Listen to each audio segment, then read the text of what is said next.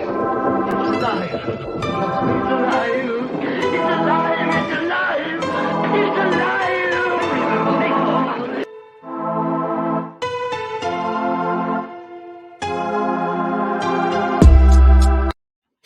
Hello and welcome, movie friends, to Frankenmovie. Cheese to meet you.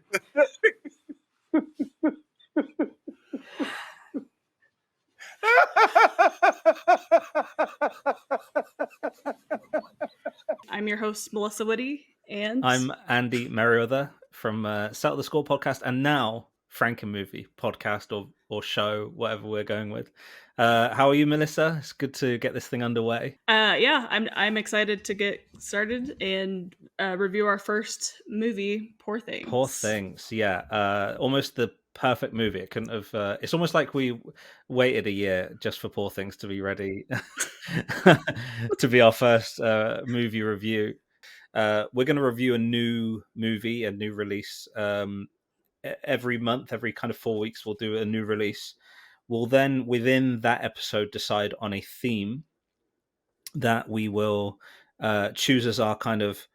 It'll be the Melissa calls it the kind of the DNA of the show. So it'll be the next 3 weeks after that new release will be based on this particular theme. Melissa will pick a movie from that within that theme. I will pick a movie from within that theme, and then just together we will find the Frankenmovie, which is putting all of those parts together, all of the movie limbs together to make our Frankenmovie. And that Frankenmovie we will watch and review on the 4th week. So that's the 4 weeks of play, and then we go back to a new release as a week 1. So Poor Things is our first new release that we're reviewing. And we kind of talked about a theme. We talked about many themes, but I think we've landed on one which is really cool and really unique to take us through. Yeah, so our theme for this, I don't know what we're calling it exactly. The DNA, the chapter, the section. Yeah, chapter might be cool. Yeah, so our theme for this chapter is going to be Playing God, which is very on the nose with this movie, considering that Willem Dafoe's character that's playing the God character is named God. I think it's only as on the nose as the movie itself is, I mean, it's pretty explicit. Yeah, I guess it's almost like the personality of the chapter, isn't it? It's kind of like the movies make up the body of the Frankenmovie, and then we're deciding on what kind of personality this is going to have. Yeah, I've seen it twice now. I saw it when it first came out back in December, and I think January for you. Yes, that's right. And then I watched it again for the show a few days ago. So what's kind of your initial thoughts of the film? Well, my initial, when I saw it in January, I loved it. I was very excited for it anyway, and I assumed that I would enjoy it. I've enjoyed all of his films, all of Yorgos Lanthimos' films that I've seen. I've enjoyed, but I was kind of with this one. It felt very special, and the performances were so strong, and we'll get into all of that. But yeah, my initial thoughts were that of love, and then on the repeat viewing, I guess there's a couple of things that I found flaws with, but nothing that would, it doesn't even lose half a star for me. It's a 5-star movie. But yeah, just a couple. Jeez, revealing your rating. Are we doing already? ratings at the end? Yeah, no, spoiler alert. No, you're good. So I walked out of the theater first time 5 stars, and this time it was like, yeah, that is a 5-star, but it was a little less perfect the second time. Yeah, but very, very similar in a way. I was really excited for this movie. I try not to watch trailers as much as possible, but this is one that I did see, and I just thought the visuals from the trailer looked really beautiful and interesting, and it seemed like my cup of tea of a movie, which it definitely is. Like very strange and bizarre, but also kind of tapping into these bigger themes. The first time I saw it, I just felt like I was blown away, very swept up in it. Kind of on this second viewing, I do feel like maybe it's a bit long is maybe my biggest criticism. But at the same time, it's like I'm still enjoying my time throughout it, but I felt the length a little bit more, I would say, on the second viewing. Same. So on that, is there something that you would go snip and take out particularly? maybe the ship scene is maybe a little too Okay. long, possibly, or I do think the third act maybe isn't needed, or it. I don't know. I struggle because I don't know exactly Yeah. where I would cut. That I guess maybe that's like the Yeah. issue. Is like it's still like everything You want it feels all that. Yeah, earned, exactly. Yeah, but exactly. Yeah. No, I get you. It's almost like yeah, it's like a TV series where it feels like 10 episodes was too long, but you couldn't lose one of those episodes maybe.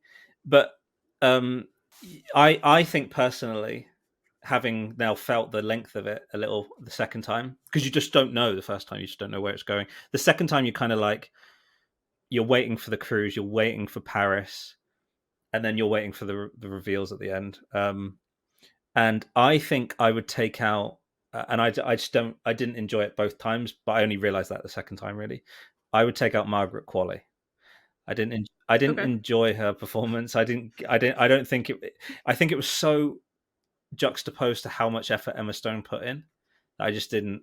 I think it would have been as interesting if they missed her so much they tried to do it again. And by the way, spoilers, you should go and watch Poor Things. We're not going to do any of that kind of like teasing. It's just going to be spoilers all the way. Yeah.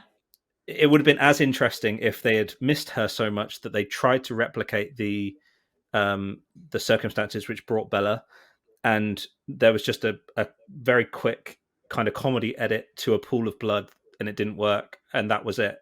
Because then you get the idea that they tried again, and it just was a mess, and then we move on. I don't think you need this other girl who just can't get there, and her performance just didn't do it for me at all. No, I think that's fair. I think for me, it feels like Bella gets to a point where she's very self-actualized and it plateaus a little bit with like her arc, but I like the ending though. Like I think the ending's really fun. So I think that's where it loses me a little Yeah, bit towards but the end, but you wouldn't lose Chris Abbott, because I mean we love him, right? yeah, Do you know him exactly. from is Girls your way in with Chris Abbott as well as me?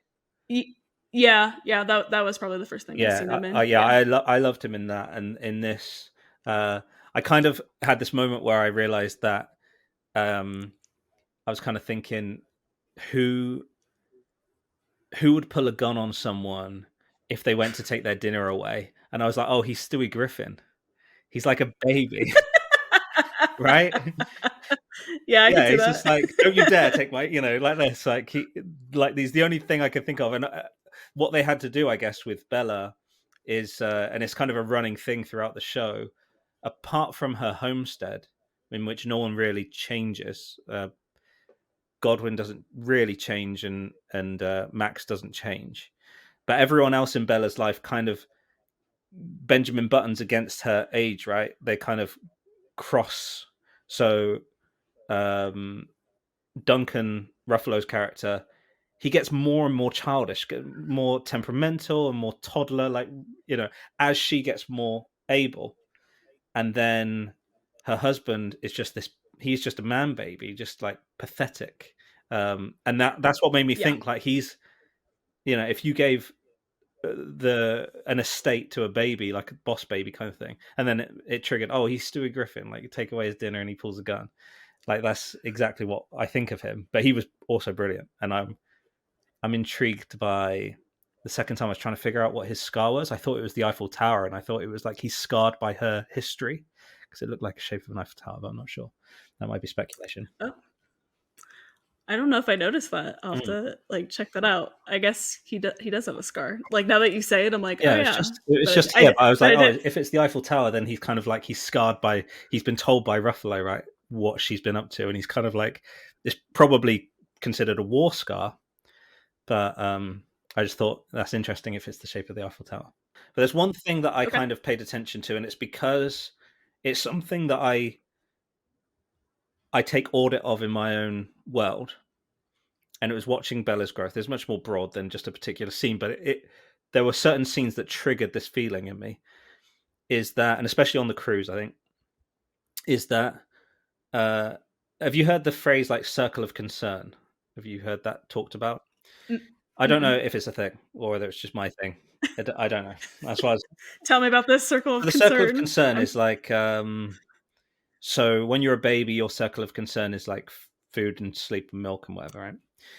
and your parents as you get a little bit older, and then maybe when you hit like university age, like philanthropic, I want to save the world type age, your circle of concern is massive, and you have the ability to kind of handle that because you haven't really got that much responsibility. You study and you do your exams, and everything else can be put in your circle of concern.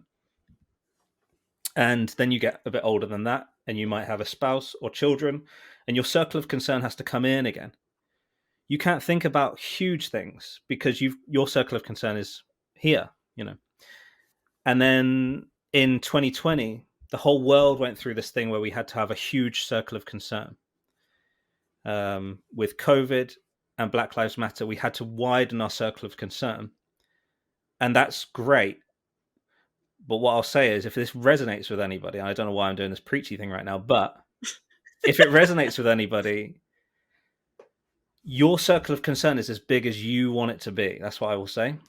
And because they won't use the phrase circle of concern because I guess no one's heard of it. But people will want your circle of concern to be as big as possible. But they also want you to check on your mental health all the time. And those two things don't reconcile. So it needs to be as big as you can make it. And at the moment, my circle of concern, this house, the people in it, that's all I can handle. And maybe there'll be a day where I check in on what's going on in the world. But other days I can't. It's got to come in. And with Bella, you are watching her circle of concern grow and grow and grow and grow.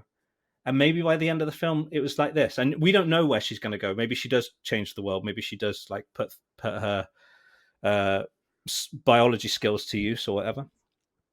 But it was just interesting to watch that kind of. It was like someone tipping through their 30s and coming back down. If that makes any sense at all. Yeah, no, it completely does. Now that you've explained it, what it reminds me of, and I don't know if you've heard of this, the hierarchy of needs. Okay, yeah. Are you familiar with that? No. That's maybe there's a British and American version of these things. Back in the day when I was in college, doing my degree in psychology, we definitely talked about the hierarchy of needs. It's like this pyramid, and it's basically the same concept of what you just explained. Okay.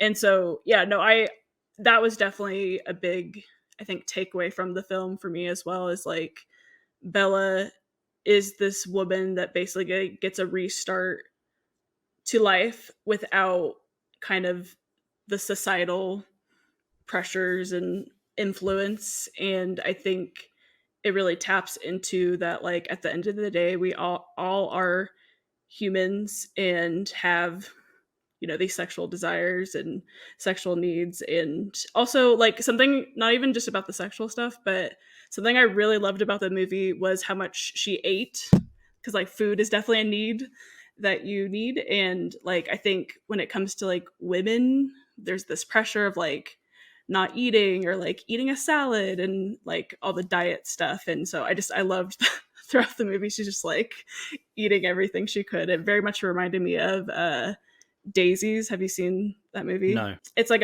a feminist art house film, but like they basically are eating the whole time. It very much gave me that. Oh, okay, that's interesting. Vibe. But yeah, no, it's just something that I took away from the film as well. It's just like the growth of her character and how, like getting that society influence, and also just because I think initially she's very selfish. She's a very selfish character, and kind of that ignorance is bliss type of thing. So then like when we get to the scene on the ship where she sees other people suffering, it's like the first time she's having the experience of empathy. Oh yeah. And like you were kind of saying, like when you expand it, and then sometimes you have to come back in of like, oh gosh, maybe that's. And it was interesting what Jared Carmichael was saying to her, which I kind of resonate with. I don't know what people are expected to think of his character, but that kind of like the pointlessness of your assist to them, that kind of thing. I mean, I feel that all the time.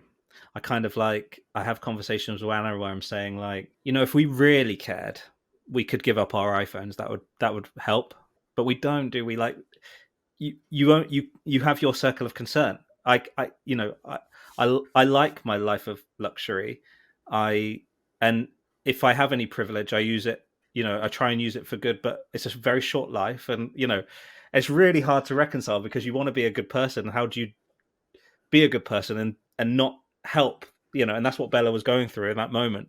But he was like, if we're in their situation, if they were in ours, you know, and you have to take stock of that. It's so tricky to deal with those reconciliations where it just doesn't work out. You know, you can want to help as much as possible, but you know, it's interesting on a very very micro scale. Videos have been going around Facebook of our community where they are the bin men, or I don't know if you guys call them garbage men or whatever, Oh yeah. are going around tipping the recycling into your main bin and then dumping it in the truck, and you're like, why the fuck am I splitting this up for? If you're going to be doing that, like, why am I going through the rigmarole of like excluding plastics and cardboard into a separate container if it all gets dumped in the same thing anyway? Yeah. And there's this kind of like, you are pointless to an entire system out there. You can't do anything about. You can put your bottle in a bottle bank, but you can't. There's a gate that you can't get through. You're not powerful enough. And it was interesting. I really resonated with him trying to tell her you can't do anything here. And her thought was money, like money will help. No, money doesn't help. Yeah. It can't. You know, the money will feed someone who's greedy. Yeah, because I mean, I'm sure you probably maybe have the same opinion, but like she gives it to those two guys, and like you just know that they're going to keep it for themselves. They're not going to. Yeah, they're not going to actually follow through with what she asked. Yeah, so it's also just that innocence that she has of the world too. It's like, yeah, she thought that might help with like, oh, let me give you some money. Exactly. But exactly. Yeah. That was so interesting. It was wild for Anna and I to be watching this in January. Ezra was like 22 months old when we saw Poor Things the first time, and it was wild because it felt so fresh to what we'd experienced at home. So many moments of like throwing, like she nailed it, those little moments, like the being a toddler, the learning to walk, the kind of imbalance, like your weight's shifting so much as you waddle. It was just amazing to watch like an adult do this kind of performance that we see at home. And then the second time I saw it, Ezra's almost 6 weeks older than that, and that's huge at his age. So it was interesting because she didn't then remind me of him for a few scenes later, if that makes sense. It was so crazy, you know.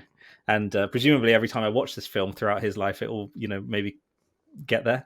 But yeah, there were some really cool, interesting things. There's a little bit of disbelief in her performance when she's on the bed with Baxter. I didn't get how her enunciation and her language that didn't go together. She speaks so clearly, but her words are stifled, and that isn't a thing with children as far as I've experienced. So she asks him questions, and when they go when she gets to go outside and they sit by the lake, and she asks him why his thumbs are weird, and she says it in like that pidgin English kind of why God thumb weird or whatever, but her enunciation is so clear. But I'm like, the second time I watched it, it kind of got me like that a little bit the first time. I was like, that doesn't quite work, you know. She speaks so well. Yeah. This time I'm like, but it's a movie also, you know. She can't sound like. Let me do an impression of Ezra saying caterpillar, la la la la, right? Anna and I can translate for him. He says la la la la. He says, if he wants to watch the Gruffalo's Child, he says, daddy, daddy, baby Ruffalo, like that. You go, baby Gruffalo, you know. So you translate but you can't have that in a movie because it would be like a foreign language because we're not her parents, so we haven't been trained to hear her. So yeah, so clearly Emma Stone needs to enunciate. Maybe they played with the idea of her sounding a little bit childish, but there was the only kind of thing that pulled me a little bit out where it's like, oh, it's an actress, you know. Other than that, flawless. Yeah, no, that's like an interesting perspective because like obviously you have a child and then are seeing them grow, so you've gone through those steps, and I don't have that experience or knowledge, so that's definitely an interesting perspective. Yeah, it was crazy. Yeah. We both looked at each other like, whoa, that's Ezra. That's so great. Because I did think her performance, especially kind of in this first part, her being like the child, or having the child brain with the adult body. I mean, I thought it was fantastic. Like, yeah, I thought the quirks of her face and the physicality of her performance was just fantastic. I totally agree. I'm not going to cut you off for long. I want to get back to you, but I just want to put in there, because otherwise I'll forget. Her eyes as Victoria and her eyes as Bella are completely different. I mean, Emma Stone's gifted with this kind of big eyes thing, so like her playing a child works completely, but her drawn, worn out adult look, which she gets as Bella towards the end of the film as well, is immaculate. It's incredible, and it might be down to makeup as well, which is Oscar nominated. But yeah, anyway, you carry on. I just thought that was amazing that you see they look like two different people. No, that's fantastic, because I actually was going to bring up about her eyes as well, because I feel like just Emma Stone does have, just naturally, the way that she looks is like these big wide eyes. So I feel like it definitely adds to that performance, especially at the beginning. But yeah, like you do see the difference, and it's just like, how do you do that? Your eyes, like. But Emma Stone's just incredibly talented, and I do find this to be the best performance that I've seen her in so far. Like, I feel like it's a very fearless performance, and she's really going for it. And I just think the physicality kind of throughout the whole film, it like really adds to the performance. Yeah, I agree. Definitely her strongest performance that I've seen. I must have seen about half her films going by Letterboxd, and some of them are short and stuff like that. I would say this is a step up from The Favourite, but it kind of plays in the same field. It's almost a little bit like Olivia Colman has a little bit of the Mark Ruffalo about her. There's kind of like similarities in their immaturity. But Emma Stone obviously has so much to do in this, and to be your pivot point, and then I'm assuming purposefully making everything look like her perspective. It's almost voyeuristic, but we are seeing her. It's like a lot of porthole stuff, a lot of fisheye. I'm assuming that's supposed to be like a version of her perspective, like how she sees the world and stuff like that. And actually, are you of the opinion that if the film was to show us, Rami Youssef's perspective, that it would be pretty much standard period England, like 19th century England? Yeah, no, that was kind of my takeaway from the film as well, because even like when we journey on from the house, like when we go to Lisbon and go to Alexandria and the different places that the film takes us, I really feel like, yeah, it's Bella's perspective, because it's a little off kilter. Like, it's it's these places that we know that exist, but it doesn't quite look like those places. It's like a little bit more fantastical, and kind of the colors are very interesting. So yeah, I definitely view this as like, this is how Bella views the world. This is how she sees the world, which I think is quite lovely. Yeah, and we have no ability to look through the eyes of anybody else, so we have no idea if we see the world differently. What you've been told is blue, what I've been told is blue. We could be seeing two different colors. No one will ever know, I assume. And Bella sees that. We just at this point we get to see what she sees. I guess that's the point it's trying to make. The dance sequence. Oh my god! You like the dance sequence? I think that's the moment. Like that. I think that's the moment that's gonna probably like live on with the film. Like I do think the whole film is like a masterwork in regards to a lot of the like technical stuff, in regards to like production design, the score, the makeup, hairstyle, like all costuming, like all the technical aspects of this film are just like top notch, firing on all cylinders. But yeah, I do think the dance scene, but both times when I saw it in theaters, I was just like, it kind of like gave me goosebumps, and I like that was kind of the moment for me that I just really am drawn to. So I'm kind of bummed I saw it like in the I think it was in the trailer a little bit. Yeah, I don't know. It still really hits. How did you find the dance well scene? I think I need to see it one more time to get kind of nail down this theory. Okay, but you got a theory. But I think her reaction to hearing the music, she sat there and they're talking, and he's probably reprimanding her, I think. And she kind of like, the music catches her ear. Now the music's been playing anyway, but there's a particular thing that happens with the music that catches her ear. And I think this is foreshadowed earlier. So she does a kind of version of that dance in the house. She kind of spins around a little bit, I think, in the hallway. There's also a clip of her playing piano. And this is very like early Ezra Days version of her, where actually it's what a lot of children do. Ezra's pretty good. Like he'll play single notes on the piano. He kind of copies me, but a lot of children like do this. Like they smash their hands onto the piano, make noise. And I think I'm just going to go to a piano sound here. I have the piano. I think she's playing like this kind of it's kind of like an F major and minor and like all sorts going on. I think she's going like that. I think it's the same chords that she then hears at the dance hall. Did you think that same thing? I didn't like connect that, but now that like you're saying it, like that makes sense to me. Because as a kid you kind of do like. Yeah, so I'm not a piano player like you are, but like I do have like memories of like myself or just like I don't know, just with kids. Like you kind of just like bang on the piano. Like that's the thing to do. So the part that I'd need to see back and make sure that that's right is her at the piano, because the dance scene you can go watch on YouTube, and the dance scene starts with this, and it hits her ear. She turns towards it, and she can't help herself. She's got to get up and dance. And I was like, oh, it's like the song she was writing.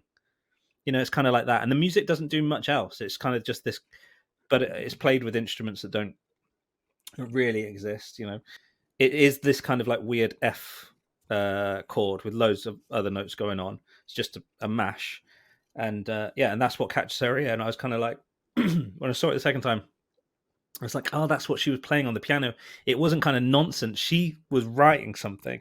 And you know, if this is all from her perspective, that probably sounded beautiful to her, and then it sounded beautiful in the hall, and potentially it might not even be what's actually being played. If you were in that world, if you were sat at one of those tables, you might hear something more pretty. But what she's hearing is this is the music that I was playing on my piano. Well, I love that theory. I think that's great. Cool.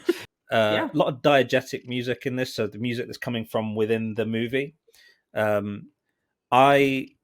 There's this kind of like, it's not another theory, but it's kind of like this like fantasy that everything you're hearing is being played by someone just slightly off screen, because the instruments that are being played are in the same way that you see the visuals of the film. They are instruments that are familiar, but they're augmented. There's something wrong with them. Well, not wrong. That's horrible. But like, you know, who am I offending? But yeah, there's something off and twisted about them. We see a lot of instruments being played. There's the moment where what's the composer's name? Like Jerskin Fenwick or something like this, I think his name is. Jerskin Fendrick. Okay. I think I said that right. He's the guy playing that. It's almost like an accordion. Yeah, you saw him, right? Yeah, so he's like stamping on this thing to blow air through, which is another. It's definitely on purpose that there were so many instruments being played, and then we get a visual of one where something that doesn't have life is being given air to it. Like that's, you know, runs in line with the movie, right? It's like giving breath to something that's dead or inanimate. And loads of like horns, and like particularly like, so he's got his hands on two like honky horns, like clown horns or bicycle horns, and then he's stamping on this thing which would like create air like an accordion does, like, which, you know, has accordions and bagpipes. They're all kind of lung instruments. Like they're not like woodwind where it's human breath. It's almost like you're creating the breath for them, which Baxter does for Bella, and I thought that clearly on purpose.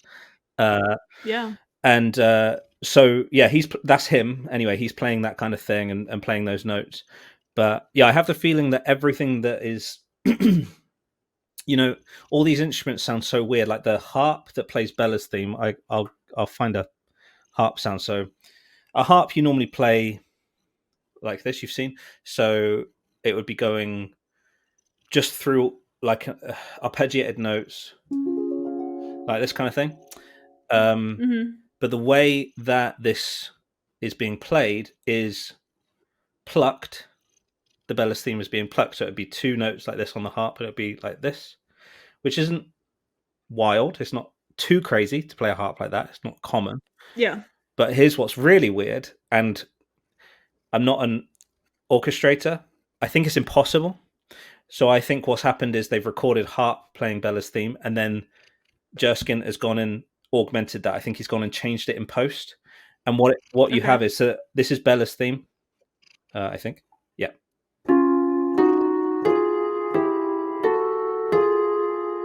there's like variants of it where you can have like a little split between the. So that's Bella's theme, and that could be played on a harp. But what couldn't be, I think, unless there's a harpist out there that's going to correct me, is I've got a little pitch bend here. I should be able to flick over. But down here, I have a pitch bend there, and I think the harp is being played like this. So as the notes are being played, the pitch is just coming off.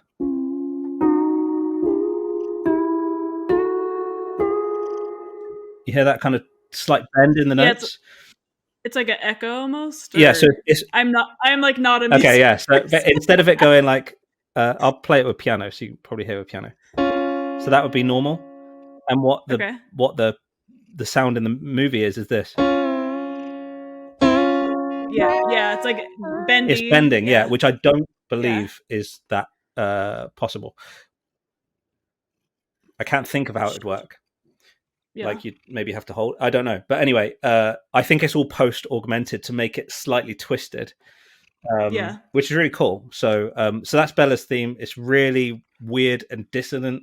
Everything there feels normal. It's majors and minors, but they don't go together. Like you wouldn't play a pop song with.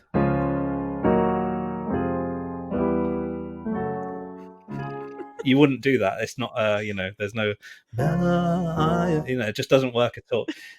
So it's supposed to be dissonant and weird. And then the other theme that really caught my ear is the Victoria theme, which is wild. And it's mostly like the string kind of horrible haunting string up here,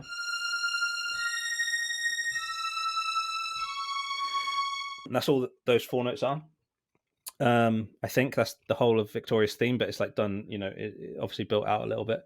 I always pay attention to the movement of notes, so I think that you hear this first when she's about to jump, I think, right? And then when Bella's being revived in the flashback, and then potentially at the end with Chris Abbott's character, you hear it again because it's kind of Victoria there again.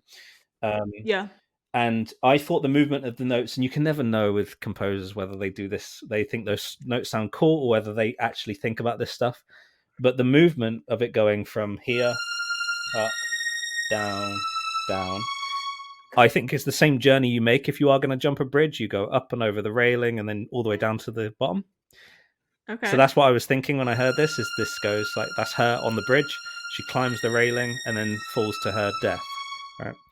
And so maybe, and then so these notes don't necessarily give you the chord structure, and there's nothing really in the music that gives you the chord structure. But if I tried to play this with major notes, you'll see how weird it sounds. Clearly supposed to be depressing and dark and sad. So if I play this with major notes, which is no good, that sounds nice. It sounds like So if I change it to minor notes,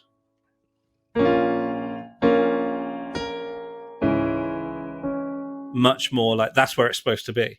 So there's no root, there's no chords. It's just those strings doing that movement.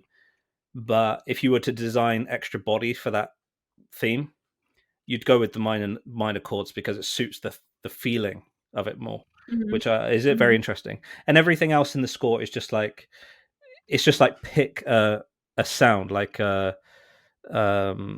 I picked, I don't even have notes for this kind of thing, but like if I just pick a keyboard sound, like this is like a twinkly toy box. So these aren't the notes in the thing, but if I arpeggiated this, which is to basically, if I take those 3 notes and arpeggiate them, it just kind of does that.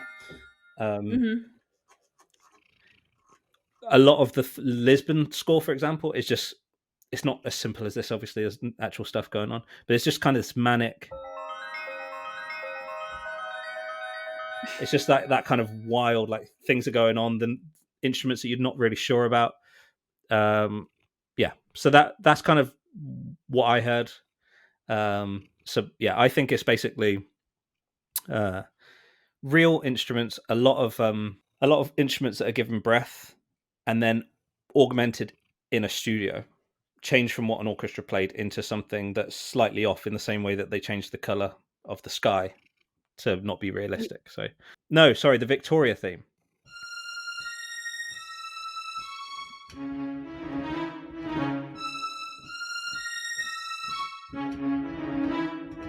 Sounds like Toxic a little bit, no? Oh yeah, Dun, it dun, dun, does. dun, dun, dun, dun. I thought it sounded like Toxic. No, that's Yeah. great. No, that's yeah, it does. Which might well, I mean, that version of Toxic was in Promising Young Woman, right? Yeah.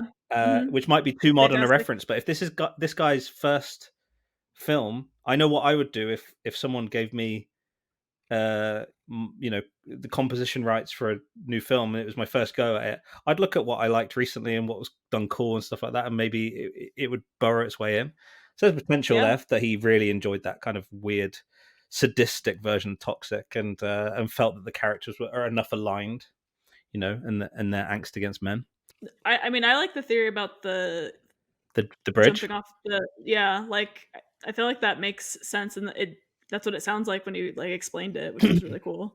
But yeah, I mean, I think all the music very much fits the tone of the movie like 1,000%. Yeah. But then also like with you just like breaking down those kind of like Bella's theme, Victoria's theme, um, and also like the dance theme. I feel like it very much fits Bella or slash Victoria's like character in those moments too. Like, yeah, I would very much describe like the Victoria score as like haunting. It did seem to come back when it was like the flashback scenes or like when her ex-husband or I guess husband shows up. It's like yeah, like the past is coming to haunt you, Yeah. coming back Yeah. And to you kind of thing. and so much of the orchestration felt like a single instrument that's been kind of melded together, and it's just someone turning a crank. Not even 40 musicians all playing individually. It just felt like one thing that's been concocted, and just someone turning a crank in it, like flicking things and punching things and honk. You know, it just felt like all this manic stuff going on that was by design. So yeah, really Yeah. cool to listen to. But one of those scores that complements the movie so well, but not necessarily something you go and you know, run to. I would think. Yeah, I mean, I will say I do have it on my Yeah, Spotify. you're crazy though. Yeah, I was gonna say, fun fact, actually, earlier today we were running errands and I put my Spotify on random because I just didn't like what we were listening to, and I was like, whatever, I'll just do random. The first song that came on was the dance Oh song, and I no was way! like, are you Oh kidding funny! me? Oh funny! I was like, that's weird, That's funny! weird coincidence. That's funny, really funny. I thought Willem Dafoe as Godwin or God was fantastic, and I like I like his like weird quirk of the burps that he would So have. gross. Very much very much gave me like a frog. Uh that was just what it reminded me Yeah, of.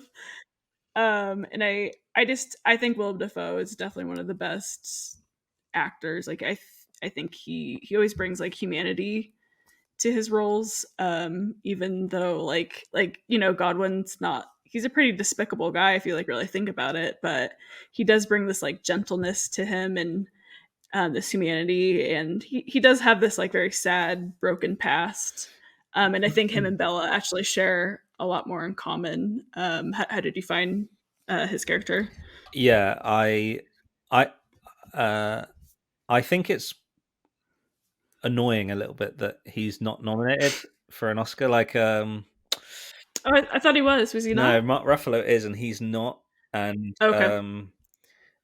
like Oh, you sorry. and I have spoken privately about nominations and how there's a limited number of them, and only the top 5 can be nominated. But really, if you have an opinion that someone should have been nominated, um, I think your opinion is a little void. Not to be rude to people, I think it's void if you haven't seen the 5 that were nominated, because you can only think that the performance was good and maybe deserving of praise, but it has to be in the top 5 to be selected. If you haven't seen those top 5, then your opinion is that it's a good performance, not a worthy nominated performance. Now, I have seen the 5 supporting actor nominations, and Willem Dafoe should have been nominated. So my opinion is not void because I've seen them. So it's my opinion still. But they're Yeah. yeah, but recently I saw American Fiction, and I don't understand why Sterling K. Brown got nominated. I love him or hate him as an actor. It's not the point. It's just there was nothing in it for me to say, the effort level that he put in, or even the material. I would say the material that he was given just didn't warrant that great performance. I just think he obviously works out really well and has a 6-pack and so whatever. But anyway, that by the by. But yeah, so what I found interesting about Baxter's performance was that he moves between different Celtic accents, and that is probably an error, but Okay. it does work.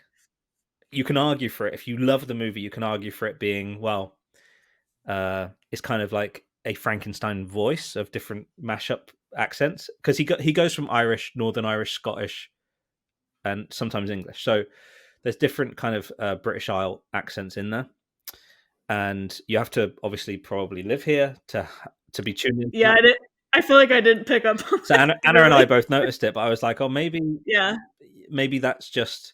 And some people do have hybrid accents. Like Christian Bale's from Wales. I watch an interview of Christian Bale, can't tell you where he's pulling that accent from, and it moves throughout the interview. So he does not sound Welsh, but he moves around. And Anthony Hopkins is from Wales, and sometimes he sounds very Welsh, and sometimes then he moves off to English in an interview.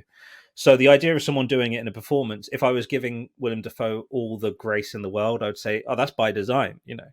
He decided to have it ambiguous. And if I was being scrutinizing, those accents merge very easily, and it probably was an error, but who cares? I mean, it was so good. The performance was excellent. Like you say, the humanity, that's a great word for his performances, for how controlling he is.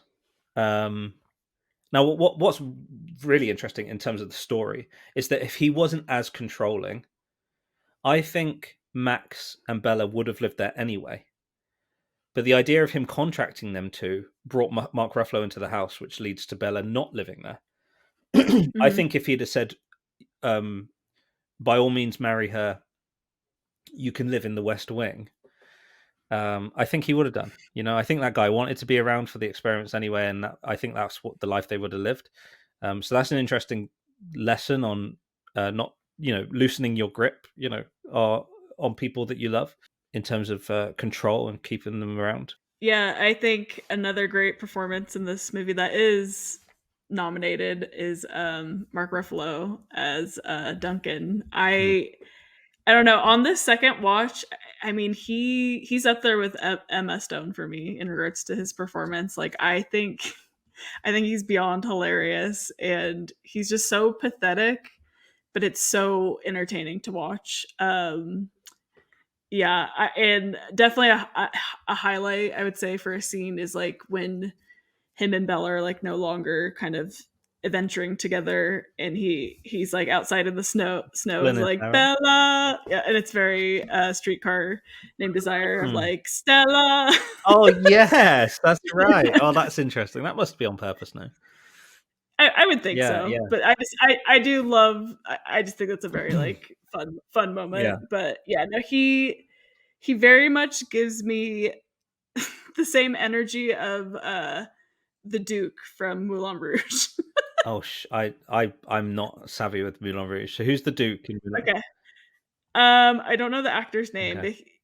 Have you seen it in Moulin Rouge? No. Well, yeah, kind of, but yeah. I know you don't like it, so it's okay. I just feel a little unable to discuss it because I think I saw it once, like on a bad day. It's like that, yeah. It's like one I've seen an unhealthy amount of times. Okay, that's interesting. Yeah. Okay, so the Duke. I'll keep that in mind. That'll be interesting. Yeah. I think Ruffalo is. I think he was so funny in this, and I think that's another accent that moves around a little bit, but I think he does it on purpose. Like he puts on a facade with Bella when he meets her, then backs off from it and really lets his guard down when he's in peril. But yeah, whenever it just like you can watch that scene of him throwing the books off the side of the boat. It's just so good. Like, and again, like with Emma Stone, her physicality was so on point. His was as well. He had a lot to do physically to make sure it had that kind of comedic edge. And yeah, really good, really nasty. Yeah. Like, yeah, I mean, even things that shouldn't probably be that funny, like him telling her what to say at the dinner table and backfiring. You kind of see that setup. It's almost SNL like in its setup, but they just worked it so well. And his disgust and his embarrassment of her, he treats her like a naughty toddler at the table, like embarrassed by her, but not confident enough to really speak up. It's like, shut up, like that, you know. So yeah, excellent. Yeah, brilliant performance. It's so cool to see him do something so wild, you know. Yeah, because I mean, this is definitely a role we've never really seen him in before. So yeah, it was definitely fun to see him something else besides being the Hulk that he's been for like the past several years. Yeah. So He's probably going to lose the Oscar to Tony Stark, but I'd imagine. Oh yeah, I didn't even think about Yeah, that. I think so.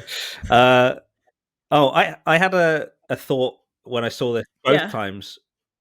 Easily forgotten moment, and it's something to do with Godwin. It's one of those things where you see it, and it could just be a creative choice, but if you think about why in the world that would happen, there's a horse on the front of their mechanical carriage. Oh, a horse's head, and a lot of the things around the house are combined. Even like, you know, instrument wise, the instruments sound like even we were talking about the harp being bent. You can imagine that Godwin Baxter would have built a guitar neck, but with a harp here for someone to like play it and bend the string, like that kind of thing. You'd imagine like instead of the piano keys being backed onto a real piano, you can imagine the camera panning from piano keys to like 20 cellos, you know, and the hammers hitting the cellos because that's the world they were in.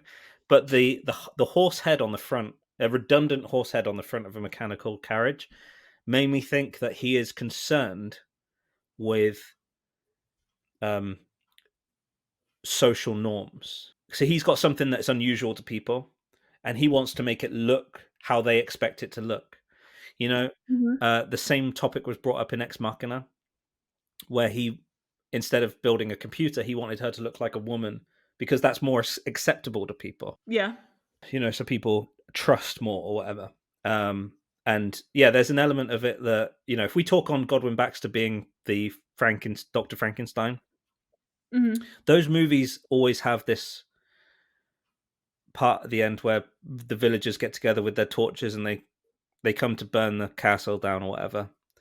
And so maybe he's aware of like that sort of socio-political normacy and wants to appease it. You know, I might be a crazy guy, but I'm trying to make everything look as normal as possible for you folk, you know. That's all I could think of, just from a horse head. But it just made me think that maybe he has a consciousness towards that, not just being crazy, but also thinking about the perception of it all. Yeah, and I mean, I think that's like a lot with like Bella's character too. Is like at the end of the day, like it is this like unspoken secret with like adults, like that, you know, we all have sex and all that kind of stuff, and like I think. And Bella's so like just like free with it, you know. Once she discovers it, she's like, "Why aren't y'all doing this all day long?" kind of thing. Yeah. And so I feel like it very much taps into that again, like just the social norms of it all. It's like, yeah, in polite society, you don't talk about these things or you don't do these things in public. Yeah. So yeah, I very much think all the details of the world, like the horse head, I think it's definitely kind of tapping into that as well. Because yeah, there's a lot of details with like this film. I think just even with like little background things or just like whatever, kind of throughout that emphasize those themes of like social norms and no, for sure. And yeah, with Godwin, I think there's so much more there as well. Like Anna and I are doing a watch of Fringe at the moment. I've seen it a couple of times round. This is Anna's first time, and obviously, Is this a TV show yeah, it or? was JJ Okay, JJ Abrams' follow up to Lost, really. Um, I haven't seen it, so okay, I haven't seen either. well, okay, so yeah, first half of season one is all case of the week in a kind of X-Files-y style thing, Okay, with a very subtle through line of story, and then about halfway through the show, there's much more plot, and it becomes much more serialized, and yeah, it kind of it takes you through. And actually, to be fair, I love Lost. Lost is my favorite, in my heart, my favorite show. Uh, okay, but Fringe has the best season finale of all, I think. okay, Um, okay. so anyway, that being said, I highly recommend. We were walking around a really cool Blu-ray store, and I picked up Fringe, talking to Anna about it, and then she bought it for me secretly. My log line for Fringe: Dr. Frankenstein, his son, and an FBI agent go on adventures together. If you needed a cell. Okay. So the guy who the Dr. Frankenstein character, Walter Bishop, he delves in fringe sciences, like sciences that are right on the edge of what we're capable of, and there's very much a a parallel, I think, with him and Godwin Baxter. Huge parallels with them, and especially in terms of what Fringe gets to do as a series is drip feed the information from his past. And what Poor Things doesn't have the time to do is really give you, there's a prequel to this, or even a movie. Even this could be the sequel to a Godwin Baxter movie, right?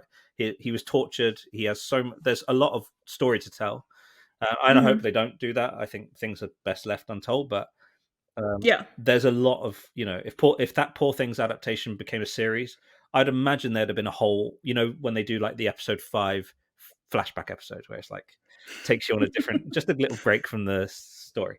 I think there would have been a Yeah. Godwin Baxter episode because there's so much obviously to tell, and I think Hmm. I'd imagine Willem Dafoe did that kind of typical actor, like write the biography and you know what comes to play and all those nuances that you and I take for granted as we watch it and stuff. Um, but yeah, and there's loads of characters that I think he reminds me of. I think Godwin Baxter would have been really interesting in Back to the Future instead of Doc Brown. That would have been really interesting. But I think he Love it. yeah, if he goes to Back to the Future, I Yeah. think how Doc Brown was so conscious of don't bump into yourself, how don't meet your parents, you'll wreck the space time continuum. Yeah. Baxter's going, I think you should sleep with your mother. I think that's a really interesting. Yeah, he probably Yeah, would. yeah, and then he can get the Because it's an brain. Yeah, experiment. because it's an experiment, and that's he feels like, yeah, it. And what a weird turn of events that this is nominated alongside Oppenheimer, which has the kind of, it's definitely playing God and definitely like this kind of Hmm. what can we do versus what should we do, which is Hmm. definitely Poor Things. And then Yeah. you could argue that, depending on your taste, Poor Things is the best Barbie movie of last year. Yeah. It's so I very similar. would agree. There, Yeah. um, there's so many parallels, and almost like we're creating a show here where we try and figure out the DNA, and there's all these Oscar movies that are somehow uh, they have this yeah, and even the tripod character, Godwin, Max, and Bella. There's Hmm. probably some parallels or holdovers, and I'm reaching now. But yeah, there's some DNA going through the Oscar nominees, and maybe that is like the sign of the times. People vote for the things that kind of appeals to make things that appeal to them in that moment, and maybe playing God is like the theme of 2023, let alone our first 4 episodes. I think this is definitely one of the best of the year, for me, in my opinion. And I do think it's probably the better Barbie movie. As much as I love Barbie, I don't know, it's different experiences, but both are just great. Highly recommend the film. I think it does a great job kind of exploring to be a human, basically, like the complexities of being a human in this very like comedic and off kilter way. Andy, final thoughts of Poor Things. Yeah, I think it's a really interesting look at how different you see the world as you get older.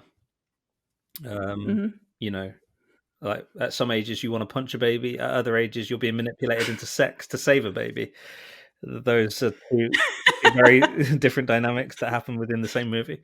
No, I think it's I think um I think this is Yorgos Lanthimos's best film of my in my opinion that I've seen. Um I did love I loved The Lobster and I really love Mhm. favorite, but I think this is his greatest achievement, and I think the performances are the best that I've seen in his films. And yeah, and I think everyone in it is doing their best work. And I don't know what it's going to come out with at the Oscars, but I think it's a shame that it came out the same year as Oppenheimer. Probably it's going to dominate. But I think Emma Stone's going to walk away with one, and then maybe some costume, maybe cinematography. But yeah, I think Oppenheimer's going to dominate. But yeah, still I would agree. to even have a film being made like this is cool. It's very, very cool. Yeah, Because it just agreed. doesn't fit any mold. It's unpigeonholable. The way that we're going to be doing ratings here is we're going to have our brain rating, which is like more like the technical achievements of the film out of 5 brains, uh, being the best, and then we have our heart rating, which is kind of how did we emotionally feel about the film, Yeah, out of 5 hearts, emotion, and then kind of that combined Franken movie rating. exactly. Yeah, So, Andy, what would you give Poor Things for your brain and your heart yeah. So ratings? I I think I don't want this to be setting the precedent at all, but it is a 5 and a 5 from me. I think technically everything I see in this film that I have the ability to see. I'm not that well versed in film, but I think you and I have seen an unhealthy amount of films, uh, and I think everything technically is saying to me this film. If I didn't love it, I would have to give it a 5, and that is the brain rating for me. Um, but I also do love it, and I didn't have to. I could have been offended by it. It could have just not been my style, but it Mhm. was always going to get a 5 on the brain technically. But I do love it, and I love it on repeat as well. So it's a 5 and a 5 from me, making the perfect 10 Franken movie. Well, I'm gonna copy you because I feel the exact same Yeah, way. Yeah, like if I'm being nitpicky, sure, but like no, I think at the end of the day, this movie is just technically fantastic, and I found it very empowering. And as a woman, and just it's this woman, searching and finding her autonomy in the world, and I find that fantastic. So great, yeah, five brains, 5 hearts, nice, a hell of a hell of 10. a monster. So that's our ratings for Poor Things, and now I think we should divulge what our picks are, our personal picks that are going to go into the creation of our final Franken movie monster. Um, or I guess based on the theology, we are the monster. Um, but yeah, so I think my pick for playing God, and it's a movie that I've talked to you about before. I think it really works. I did mention Ex Machina; that could have been a choice. I think Jurassic Park's really cool as a way of talking about that. But I've been desperate for you to see this movie, The Nines, which I call my favorite movie. Now, my wife Anna thinks I call it that because no one's seen it. She thinks I like the exclusivity and that actually my favorite movie is Jaws. But no one plays God in Jaws, really. So we're going to go with The Nines. And it's kind of selfish because I get to watch and talk to you about my favorite movie. There's a hell of a pressure on you, I think, with me picking that movie, because if you don't like it, that's going to be an interesting discussion. Yeah. But no one can be right or wrong. This is movies; it's subjective. Mhm. So um, I'm just super intrigued for you to see it, and uh, you know, and then talk about it with you, and for you to come at it from having seen it once, and for me to come at it, I've honestly, it'll be close to 30, 40 times. So I'm super excited to finally see yeah, it, and yeah, I am curious to see where I land yeah. on So if you, on it. I'm sure there's if you guys can find a copy of it to watch along with us so that you can be part of the conversation next time and tell us what you thought. My pick will be The Nines. It's a Ryan Reynolds, Melissa McCarthy 2007 movie, I think. Yeah, so my pick is going to be The Truman Show. Now it's playing God, maybe not on like the biological level of playing God. It's more by circumstance or situation. Plus, I've been really wanting to rewatch this movie. It's been years since I've seen it. I mean, I probably haven't seen it since I was a kid. And Jim Carrey's one of like my favorite actors, especially like growing up. He's just somebody that I definitely gravitated towards as a kid. So I'm looking forward to rewatching it. And yeah, I kind of, again, playing God, you can kind of interpret that a few different ways. And I was like, I'll pick the Truman Show. That works perfectly. I really like the idea of that. I think these two movies are going to complement each other. Yeah. So yeah, because you're God in. I mean, is he? We'll have to. I mean, we're going to rewatch it, but I feel like he's referred to as a god in an interview or something like that. The god of the world or something like that. But anyway, there's clearly a god and there's clearly a creation in Truman Show. So yeah, that works perfectly. I didn't actually talk about why The Nines would be a playing God movie, and I think I'm not going to, because I think it has so much to reveal. Okay. Even it being the theme has a spoiler aspect to it. Okay. So yeah, I'm excited for you to see it. But what I will say is, if who plays your God in Truman Show? Ed Harris. Ed Harris, and Jim Carrey's your Bella, right? Yeah. Your creation.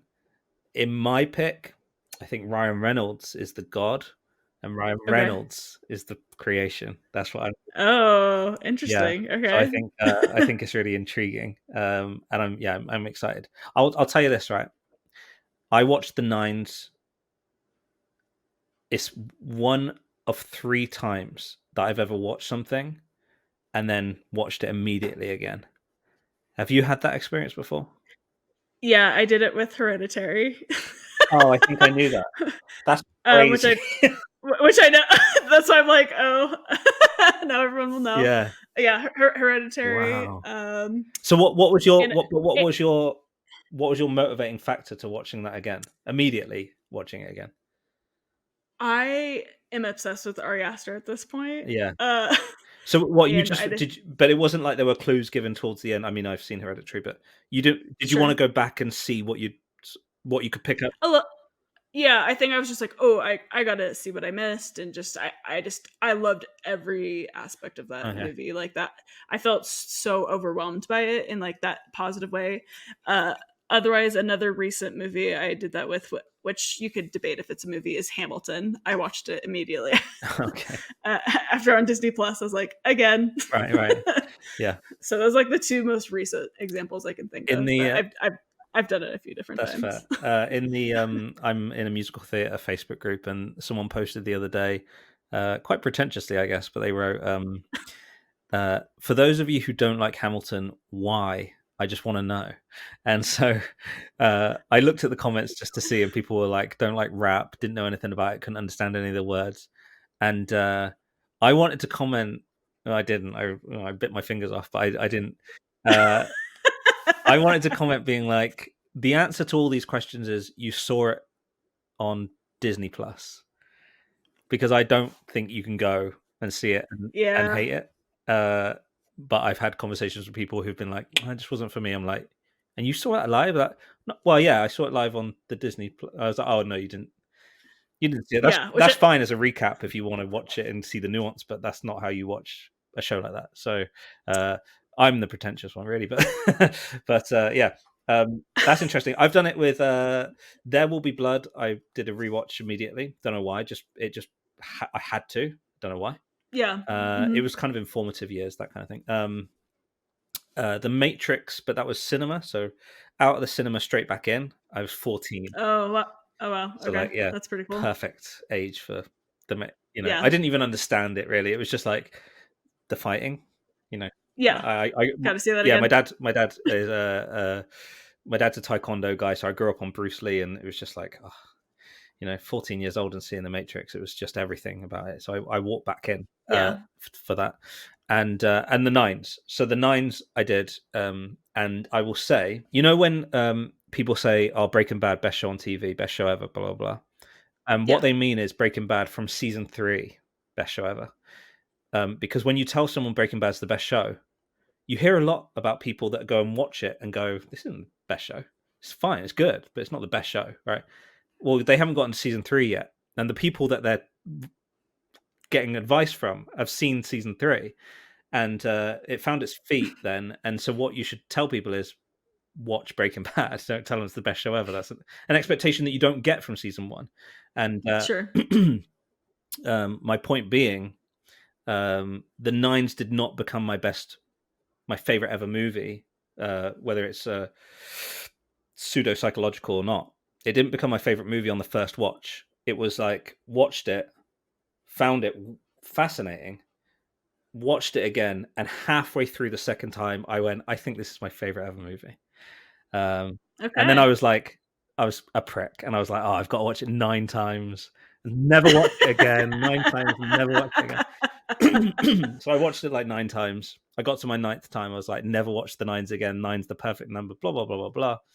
And then I started dating a girl.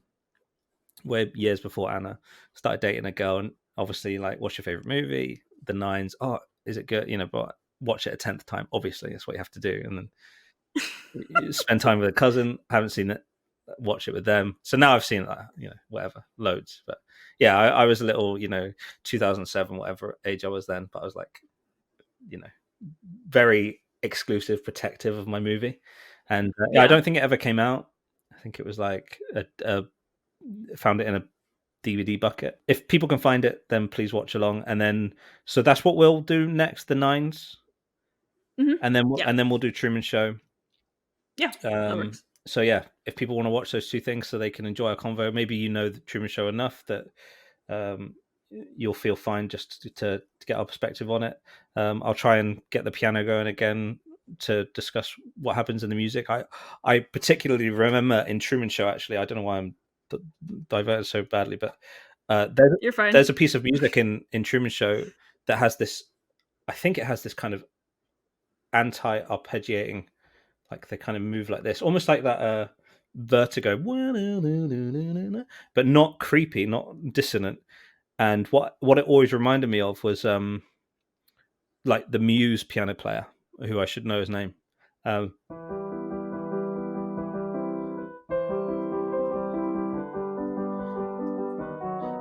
like when Ed Harris is like directing the scene, and he's like, just bring him in closer. And I was just swept up by that music. That is, I can't wait to talk about that, actually, and how simple it is, but also how effective it is. Like, I can see that scene in my head when I hear those chord sequences. Just like him saying, and they've got a piano player live, I think. Oh, I can't wait to watch this again. This is gonna be so good. Yeah. No, I'm excited to rewatch it because, again, it's been years. Like, I haven't seen it since I was a kid. Great, so. great. Okay, well, that's us. Wrap us up, Melissa. Let's do it. Okay. Well, thank you everyone for watching, and until next time, happy movie watching.